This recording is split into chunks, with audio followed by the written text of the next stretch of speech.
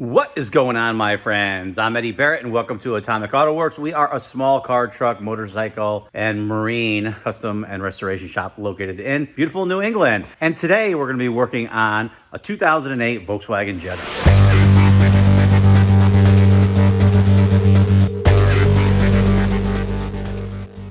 In the future, we will have some videos on cleaning drain tubes for the sunroof and that type of stuff. But today, we're actually worried about the trunk. And if you notice, the car is wet. And the reason we wanted it wet was it's a rainy day, which works out perfect. When you open the trunk of this car, water pours out. So last week when the customer was in having the drain tubes clean, they asked, hey, can you fix the trunk? So here we are, and we're gonna take a look at it. Okay, let's see, trunk is popped. I'm in the way of the light. Let's see if this leaks. Oh, there we go. Look at that. So we're gonna look here, and that's coming directly behind the taillight. So let's fix this.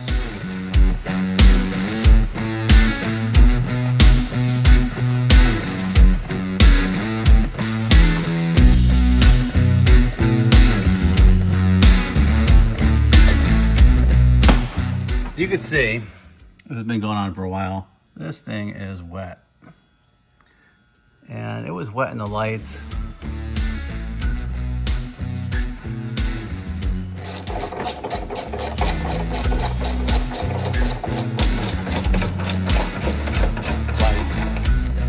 So,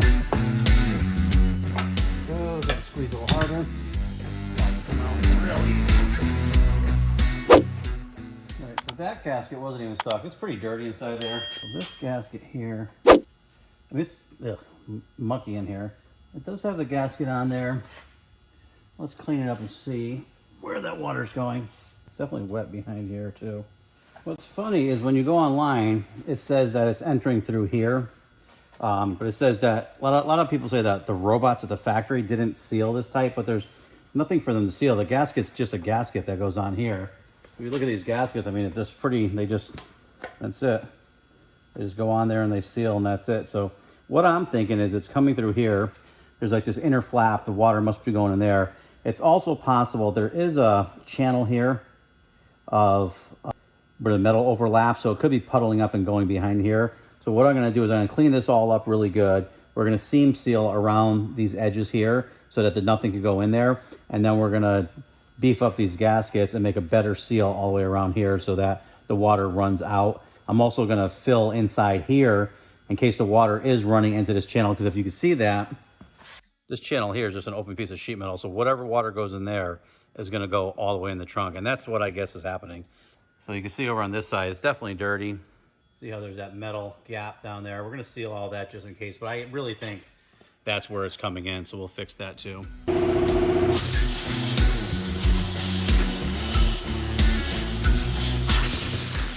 Sorry, the compressor is loud over here. I am going to take this latch mechanism off just because water keeps pouring out of it. I want to dry it really well before we actually start cleaning it and sealing it.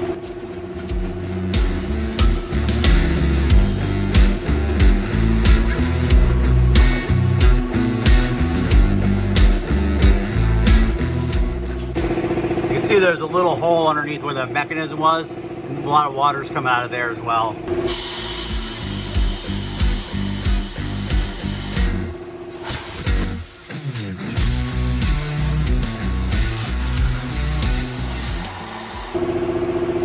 They have these little pins here where you would have the optimum draining. So I'm just going to pull these out. See?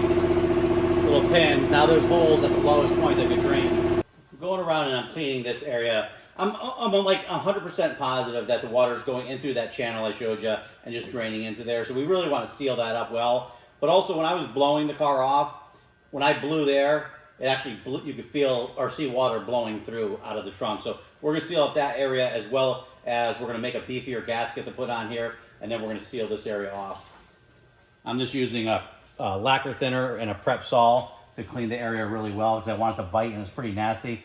I don't recommend, if you don't know what you're doing, using lacquer thinners on paint because you can damage it.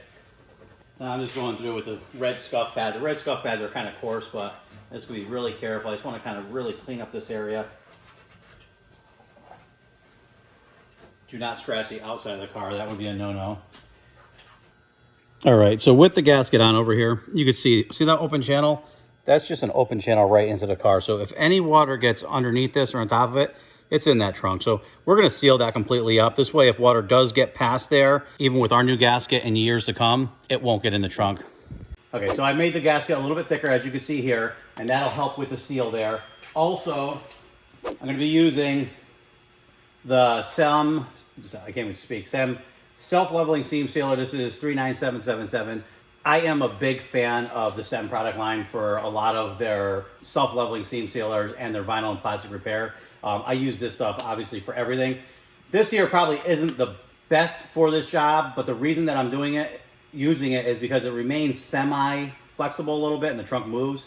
So we're gonna use this to kind of fill in that hole so there's no pocket for the water to go in at all. And then we're gonna hit the sheet metal with the self-leveling seam sealer. You know, again, I'm 100% positive, 99% positive that the only water going in is going to be through that channel. However, I do have a small inkling in my mind that something could get underneath there, so we're just going to fix it while we're here. We want this to last forever, not come back for us or the customer. So I'm also taking some windshield butyl, and I'm going to run it inside here just so the water doesn't somehow get through here and into there. This is all behind the light and behind the trunk liner.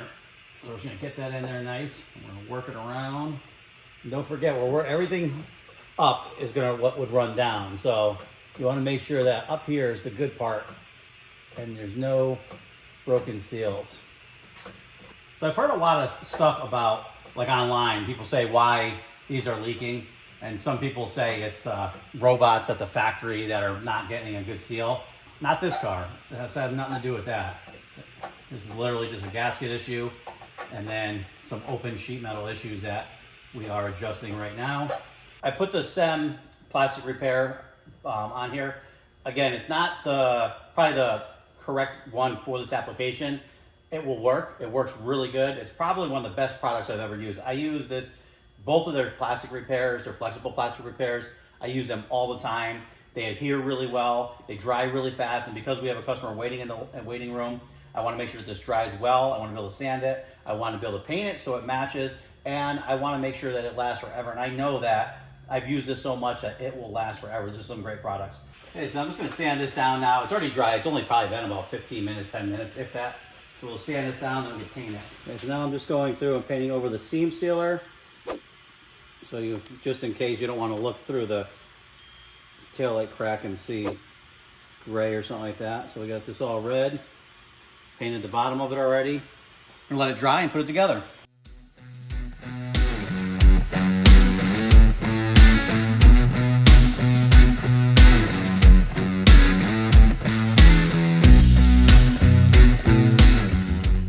Okay, so the one thing about butyl, it seems like a bubblegum repair, I know. Like you're not going to use this on a $1 million car or whatever. But we fixed the problem. And we put this on as just an added measurement, just because there were some other gaps in the sheet metal that it's possible that if moisture got in there or something, it would keep it. Now the butyl remains flexible, which is nice. So if any water gets in there or hits it, it's just going to repel off of it. And if you need to remove the taillights, you just pop them off and they'll still come off. The butyl's not touching the taillight assembly. It is touching the threads because I wanted to seal it just in case. I mean, it's a tight fit, but you never know if moisture goes through the actual bolt hole. So we put it in there as an added precaution. Didn't probably need it.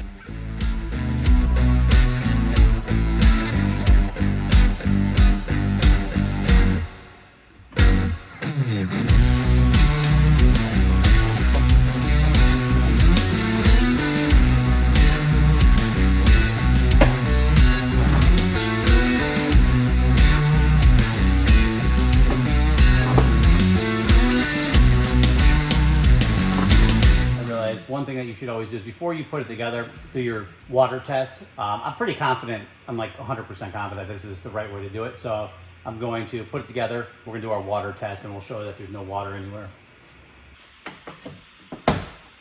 I am gonna put these plugs back in for now. Because what I wanna do is we're gonna do our water test. We'll get it really super wet and then we'll pop those out and see if anything comes out of there. Okay, so it is pouring rain outside and you can bring it outside, it can get wet. You can hose it down with a hose. Or a pressure washer. But what I'm just going to put the water on one light at a time, then we're going to test it and make sure that it's not leaking. If we get them both soaking wet, and then we go to try this out. One could be leaking and one might not be.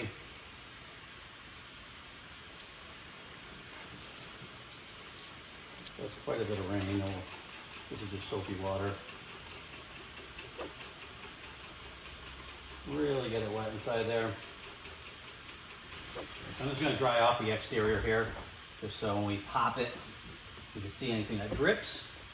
Let me just wipe here so this water is not here before we open it all the way up. Now we know we're good.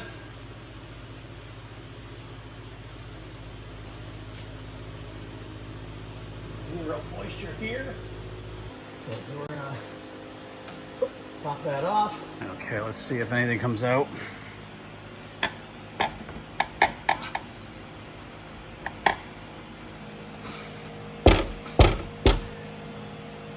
Okay, now let's try.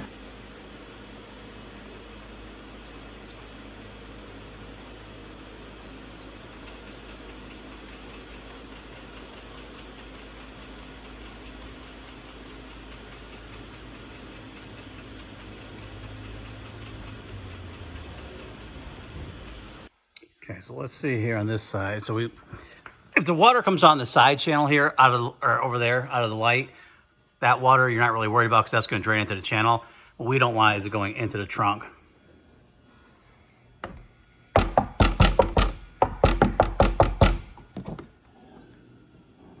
Is there any moisture in there? Okay, so we're good. What I'm going to do is I'm going to pull all these pins out.